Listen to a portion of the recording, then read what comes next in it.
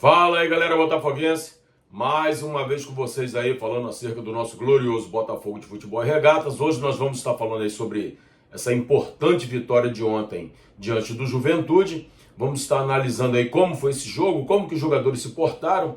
Vamos estar falando aí da importância dessa vitória para o Glorioso. Vamos estar falando também sobre o jogo da próxima quarta-feira diante do Vasco da Gama pela Copa do Brasil.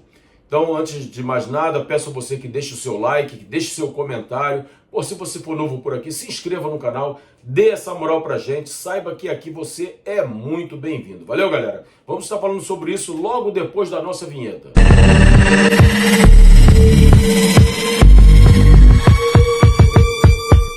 Então, galera, o Botafogo ontem jogou diante de um adversário que não vencíamos desde 1996, quando o nosso centroavante, o nosso atacante ainda era Túlio Maravilha, um jogo que nós vencemos por 5-2, 5-3, alguma coisa assim.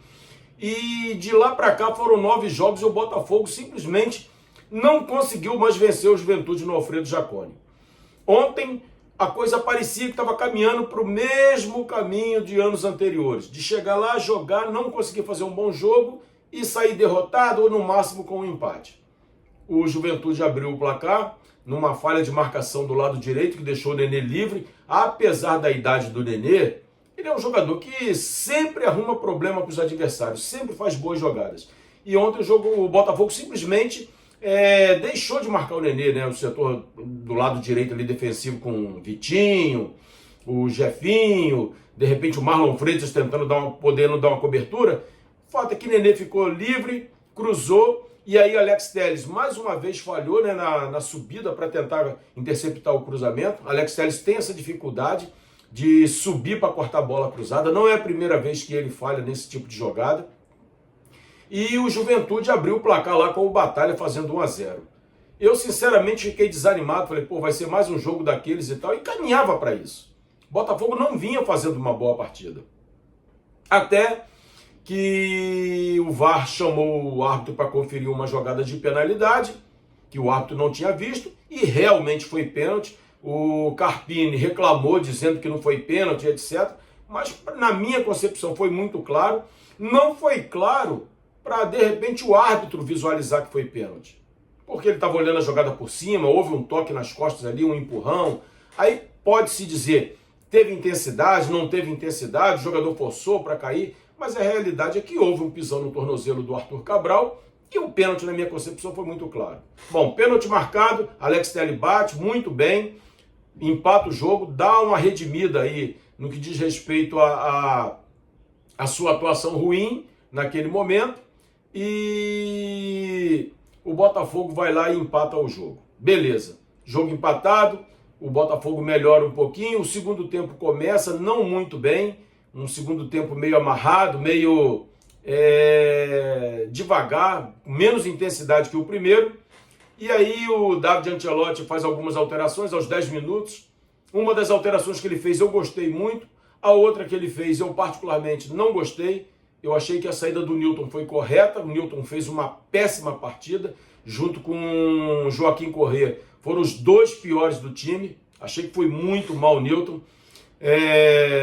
Corria risco de ser expulso, já que havia levado um cartão amarelo aos 6 minutos do primeiro tempo, fez algumas faltas duras, poderia ter levado o segundo amarelo e ser expulso. Então, assim, a substituição do Nilton, eu acho até que demorou, ele poderia ter saído no intervalo, mas a do Jefinho eu não gostei, porque o Jefinho vinha fazendo uma excelente partida, e ontem na live a gente comentava exatamente sobre isso. Teve um companheiro nosso amigo Daniel, perguntou assim, qual a nota que vocês dão para o David Ancelotti? Falei, isso aí é complicado. Depois de uma vitória, a gente dá uma nota 10. O cara fez as substituições, elas deram certo, beleza, nota 10 para ele. Mas se o resultado não fosse o esperado, nós estaríamos apontando as falhas, porque o Jefinho não era para ter saído. O Joaquim Corrêa era para ter saído há muito mais tempo, não era para ter ficado tanto tempo no jogo. O Cris Ramos, na minha opinião, não deveria jogar ao lado de Arthur Cabral, deveria ter sido uma troca pela outra. Então, assim, você analisar depois do resultado, fica fácil, porque o resultado te impulsiona a dar uma nota. A verdade é que a substituição foi ousada. Isso foi. Você manter 2 centroavantes, ele pensou fora da caixinha. Deu certo, beleza. O Botafogo jogou muito bem.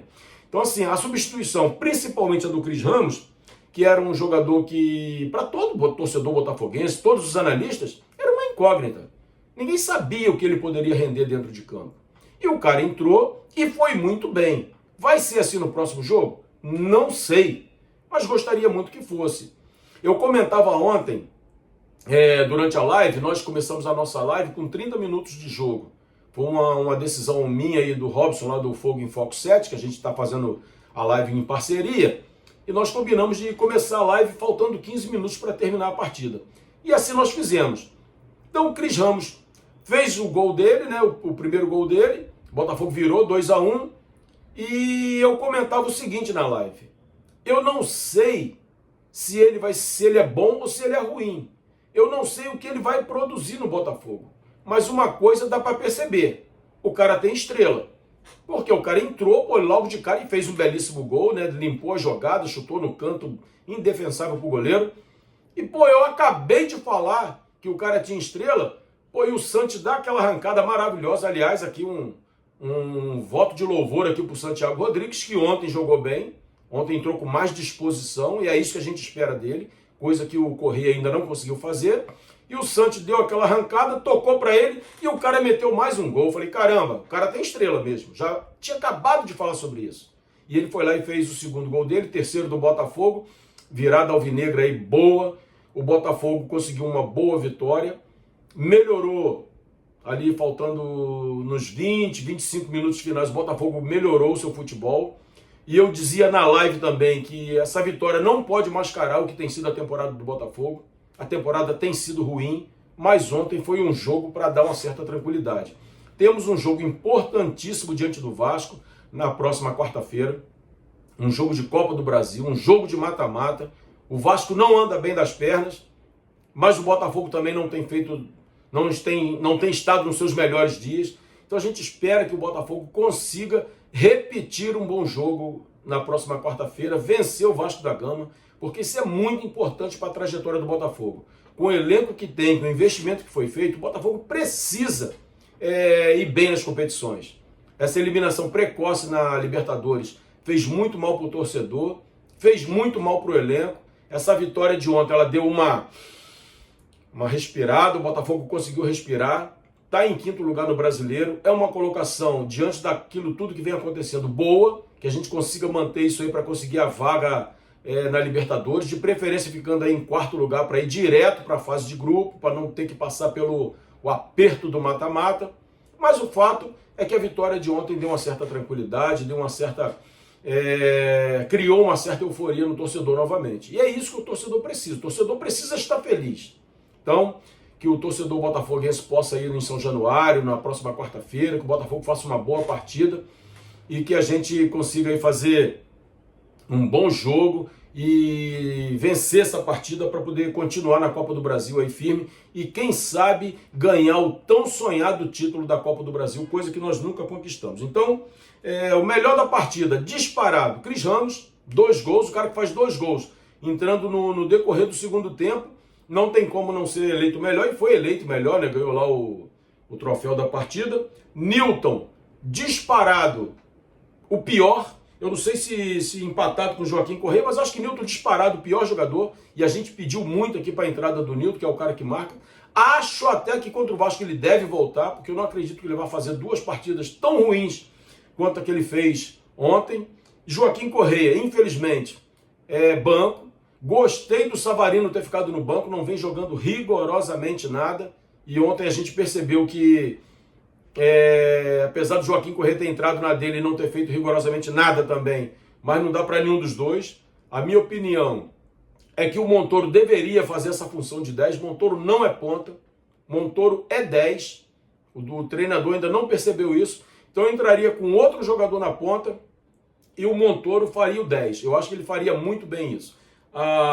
Cris Ramos, a gente falou aqui, o melhor jogador em campo, mas a gente não pode deixar de destacar também o Jefinho. Excelente partida do Jefinho. Que Jefinho possa amadurecer, que ele possa pôr a cabeça no lugar, se dedicar à profissão, porque tem talento de sobra para fazer o Botafogo ganhar muitos jogos. É excelente jogador, driblador nato. Depois do Luiz Henrique, para mim é o maior driblador do Botafogo. Só não tem a velocidade, claro, o Luiz Henrique já foi embora, né? Só para a gente estar fazendo aqui um comparativo entre os dois jogadores. Ele só não tem a velocidade que tinha o Luiz Henrique, mas é um excelente driblador, tem muita habilidade, pode dar muitos bons frutos ao Botafogo. Depende dele querer fazer isso. Galera, se você chegou até aqui, obrigado. Se você for novo e quiser dar essa moral pra gente, se inscreva no canal, deixa seu like, deixa seu comentário. Vamos ajudar esse canal a crescer, valeu? Forte abraço, tamo juntos e até a próxima.